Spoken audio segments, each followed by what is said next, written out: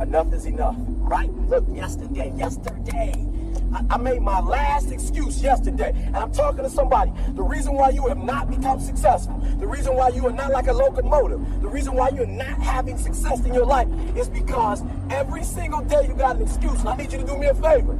I made my last excuse yesterday, my last reason. I came up with my last reason yesterday of why I can't do what I'm supposed to do. And so I need you to do me a huge favor. All your excuses, all your good reasons, everything that's keeping you from doing what you're supposed to do, I need you to put it behind you and say, yesterday was the last day for that foolishness. Yesterday was the last day to say, I don't have enough money to do this. I don't have enough money to go to school. I don't have enough money to get a computer. I don't have what it takes. I'm not smart enough, right? I don't write well enough. I don't sing well enough. That's why I didn't do my CD. I didn't write my book because I'm not on that level. Listen to me. You better hear what I'm saying. Yesterday was the last day that I want to hear an excuse. It's over with. I'm going to fight. I'm going to work. I'm going to press forward. I'm going to learn. I'm going to do everything in my power. Every single day, I'm going to do everything in my power to become a victor and not a victim. If you want something out of life, if you want to change yourself, if you want to acquire something, if there's some goal that you want to reach, that is really not easy as some people will make us feel. That living your dream, changing your behaviors, overcoming negative habits, it's challenging.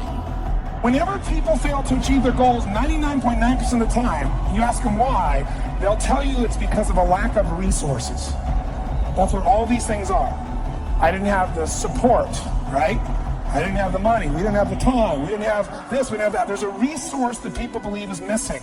And that resource belief structure then keeps people from ever being able to really lead. Because what leaders do is they find a way to maximize whatever resources they have, as little as they may be, and they don't believe in limited resources.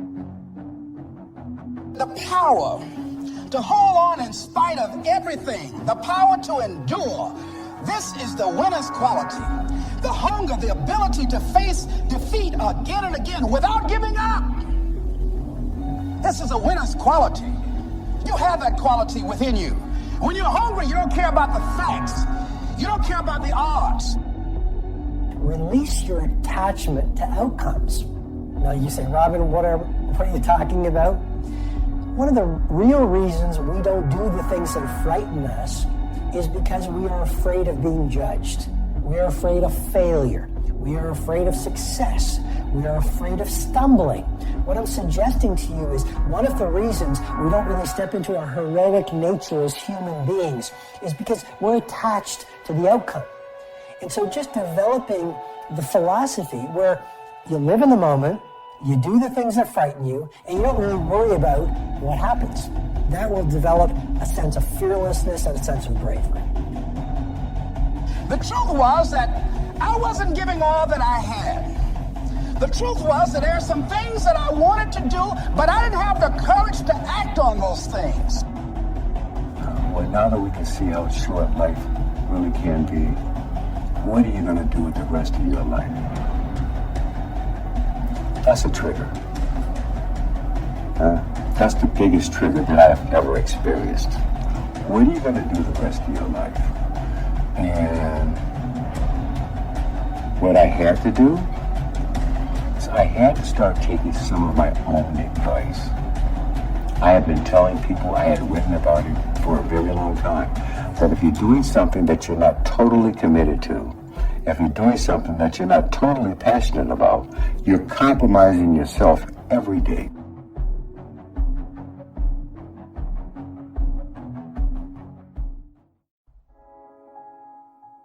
All life forms strives to the max of its potential except human beings.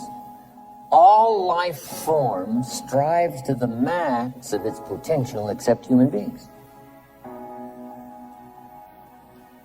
How tall will a tree grow? As tall as it possibly can. You never heard of a tree growing half as high as it could. No, trees don't grow half. A tree drives its roots as deep as it can, reaches as high as it can, produces every leaf it can, every fruit it possibly can. To the max. Every life form strives to the max, except human beings. Now, why not human beings? Jot this down. You've been given the dignity of choice. You're not a robot. You don't have to repeat this year the same as last year. You can tear up last year's plan, develop a new plan.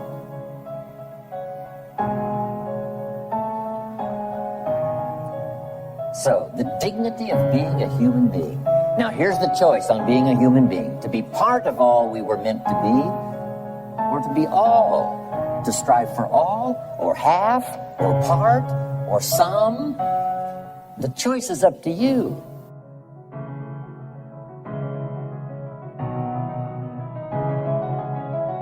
Life is not just the passing of time. Life is not just the passing of time. Life is a collection of experiences, their frequency,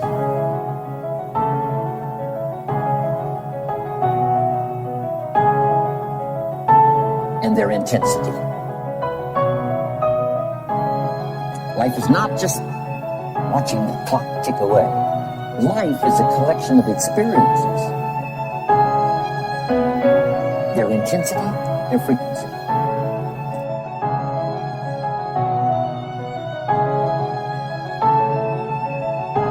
When should you start the day? As soon as you have it finished. Plan the day the best you can, leaving plenty of room for improvising and surprises and all the stuff that happens during the course of the day. But if you've planned a good, productive day, now you start that day, you can't believe how much more valuable your time will be. Don't start the day until you have it finished. Now here's the next one. Don't start the week until you've had it finished. Now to lay out a week is a pretty good challenge. Next, don't start the month until you have it finished. The places to go and the people to see and the productivity and the sales and the customers and the development and all the rest of what you want to accomplish during the course of 30 days. Don't start the month till it's finished. And then here's the big one. This is really challenging. Don't start the year until you have it finished. To the best of your ability. It can't be finished like minute by minute. And it might get all upset. It might get torn up and you do a new one. You make so much progress the first 90 days that now you've multiplied it all by 2, by 3. Because that happened to me. I thought, wow, this is going to be a great year. By the time I'd finished the 3rd month, I'm rolling, I'm soaring. So many things are happening, I revised my whole year's plan.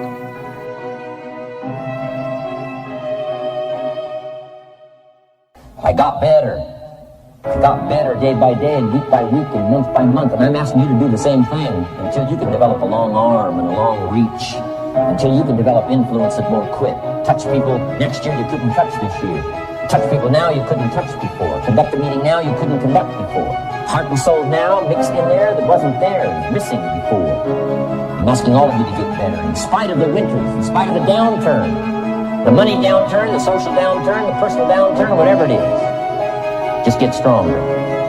Get better.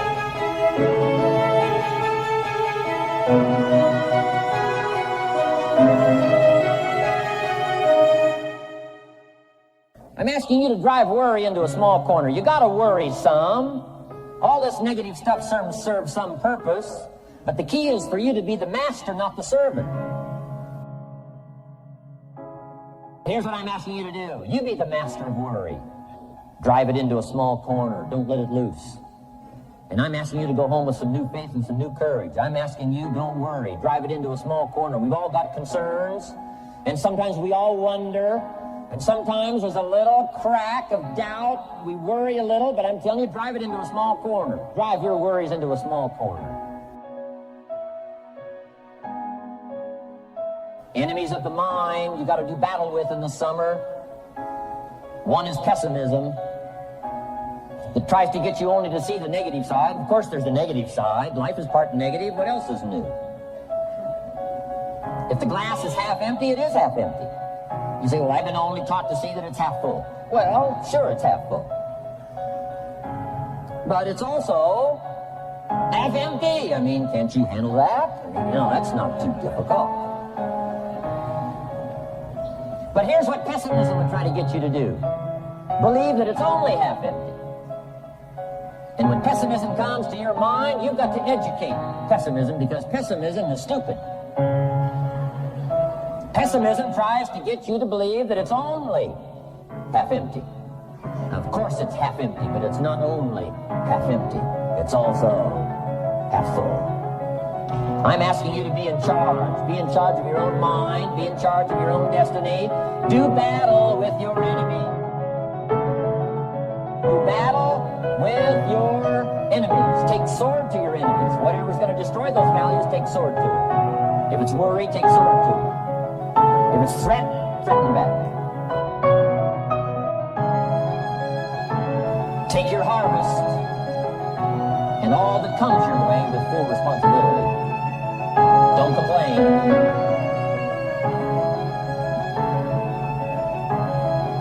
That fourth season, complaining, I'm telling you, could ruin all of your chances. Complaining sometimes starts as an infection. If you don't take care of it, it becomes a disease. You battle with it.